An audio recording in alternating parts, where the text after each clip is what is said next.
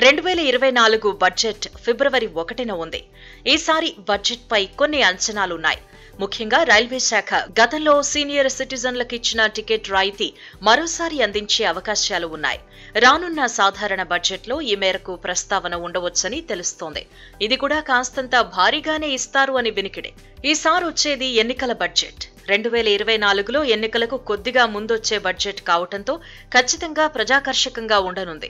Covid మహమ్మారి కంటే ముందు సీనియర్ సిటిజన్లకు టికెట్ పై 33% రాయితీ ఉండేది. అయితే కోవిడ్ మహమ్మారి సమయంలో అన్ని రకాల రాయితీలను రైల్వే శాఖ తొలగించేసింది. కరోనా నుంచి కోలుకుని సాధారణ పరిస్థితులు నెలకొన్న ఆ రాయితీని మాత్రం కేంద్ర ప్రభుత్వం ఇంకా కొనసాగించలేదు. ఇప్పుడు రానున్న బడ్జెట్లో సీనియర్ సిటిజన్ల టికెట్ రాయితీపై నిర్ణయం తీసుకోవచ్చని సమాచారం.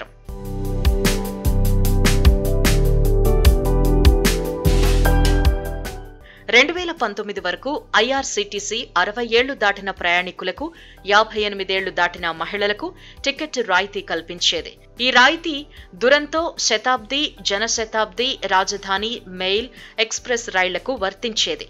పురుషులకు 60 ఏళ్లు దాటితే 40% డిస్కౌంట్, మహిళలకు 58 ఏళ్లు దాటితే 50% డిస్కౌంట్ లభించేది. కరోనా మహమ్మారి సమయంలో ఈ డిస్కౌంట్ తొలగించినప్పటి నుంచి తిరిగి రాయితీ ఇవ్వాలనే వినతులు పెరుగుతూ వస్తున్నాయి.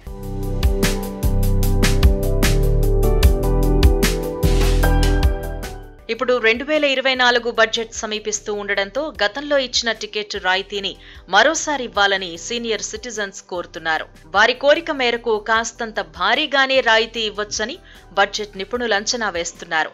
కేంద్ర ఆర్థిక శాఖ మంత్రి నిర్మలా సీతారామన్ సాధారణ బడ్జెట్ను 2024 ఫిబ్రవరి 1న ప్రవేశపెట్టనున్నారు.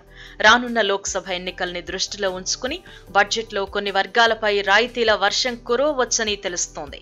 కేంద్ర మంత్రి నిర్మలా సీతారామన్ కీలక ప్రకటనలు చేయొచ్చని అంచనా ఉంది.